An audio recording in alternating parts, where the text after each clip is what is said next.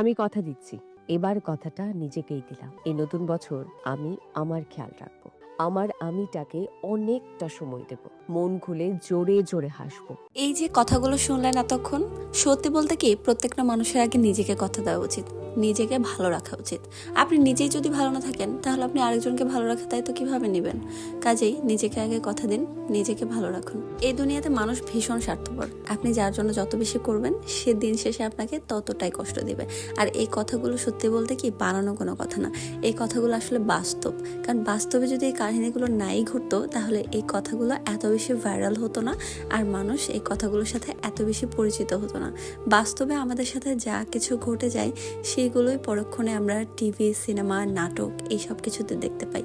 মানুষ বলে যে ইমোশনাল ডায়লগ দেয়, ইমোশনাল কথা বলে, কিন্তু এই ইমোশনাল ডায়লগগুলো আসলে কোত্থেকে আসে, কোত্থেকে জন্ম নেয় ইমোশনাল ডায়লগগুলো? তারপর বলেন, নতুন বছরে আপনার লাইফে কি পরিবর্তন ঘটলো? আগে যেমন ছিল তেমনই আছে, নাকি নতুন কিছু যোগ হয়েছে? কোনটা বেশি পেলেন, দুঃখ না আনন্দ?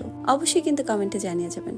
আমার লাইফটা 2024-এও যেমন ছিল 2025-এও তেমনই আছে, আহামরি তেমন কিছু পরিবর্তন হয়নি। তবে এইটুকু সিদ্ধান্ত নিয়েই নিয়েছি যে এবার থেকে নিজেকে ভালো রাখা, নিজের সব স্বপ্নগুলো পূরণ করাকে অনেক বেশি গুরুত্ব দেব।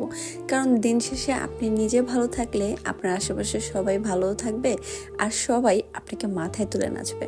কিন্তু আপনি ভালো না থাকলে দিন শেষে দেখবেন আপনার আশেপাশে কেউ নেই, এমনকি আপনি নিজেও ভালো নেই। তার থেকে এটাই ভালো না যে আগে নিজেকে ভালো রাখুন, নিজে ভালো থাকুন, নিজে হ্যাপি থাকুন, নিজের সমস্ত শখ আহ্লাদ, নিজের সব স্বপ্নগুলো নিজেকেই পূরণ করতে হবে। কারণ আমি 2024 সাল থেকে একটা শিক্ষাই পেয়েছি, আপনাকে দুঃখ দেওয়ার মানুষের না অভাব নেই, কিন্তু আপনাকে একটু হ্যাপি রাখবে, আপনার সুখটা নিয়ে একটুখানি চিন্তা করবে, এই মানুষের বড্ড অভাব। কাজে নিজেকে সুখী রাখার জন্য না চেষ্টাটা আসলে নিজেকেই করতে হবে। আপনাকে নিয়ে অন্য কেউ চিন্তা করবে না। উপরে উপরে সবাই মায়া, মমতা, মহব্বত, ভালোবাসা সবকিছু দেখাবে, কিন্তু একটু তার স্বার্থে ঘা লাগলেই আসল রূপটা খুব ভালোভাবেই বের হয়ে আসবে। আর এটা শুধু আমি বলে কথা না, এটা দুনিয়াতে না সবার সাথেই ঘটে যাচ্ছে। আমার আজকের ভিডিওটা যদি কারোর সাথে মিলে থাকে বা কারোর সাথে এরকম কিছু হয়ে থাকে তাহলে অবশ্যই জানিয়ে যাবেন যে আমি কি ঠিক বললাম না ভুল বললাম।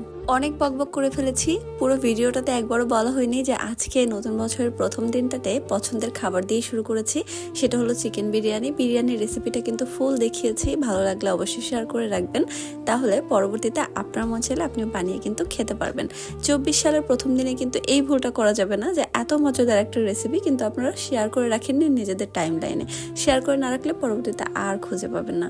কাজেই এই ভিডিওটা শেয়ার করে অবশ্যই টাইম লাইনে রেখে দেবেন। বিরিয়ানিটা এত বেশি মজা হয়েছে যে খেতে খেতে আমি ভুলেই গিয়েছি যে আমি যে কথা বলতে বলতে আমার ভিডিওর একদম শেষ পর্যায়ে চলে আসছি।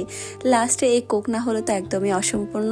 নতুন বছরের প্রথম দিনটা কেমন কাটলো সবার অবশ্যই কমেন্টে জানাবেন। দেখা হয়ে যাবে নেক্সট কোনো ব্লগে, ততক্ষণ পর্যন্ত সবাই ভালো থাকবেন। আল্লাহ হাফিজ।